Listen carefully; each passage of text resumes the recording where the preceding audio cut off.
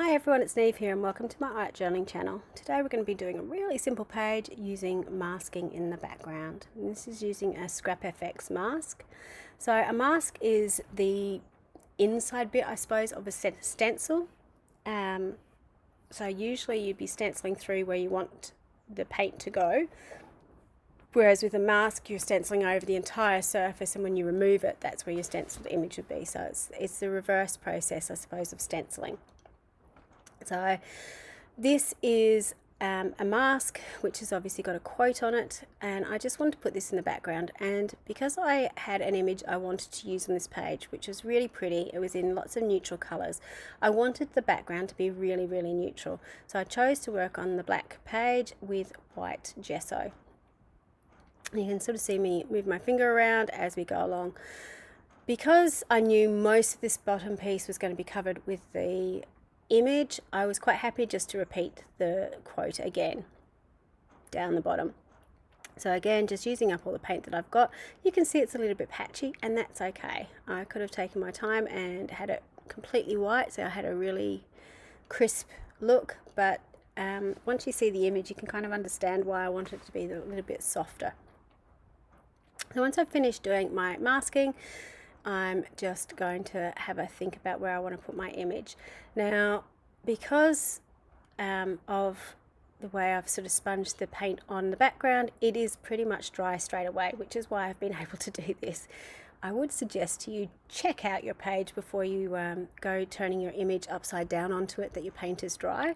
I wasn't 100% sure it was, but I knew how little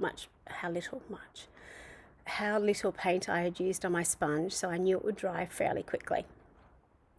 Just to add a little bit more detail to my image and help pop it out from the background, I'm just going in with my Stabilo oil pencil, which is looking sadly stumpy at the moment. I've come down to my last Stabilo oil pencil, so I do need to go and purchase another one at some stage.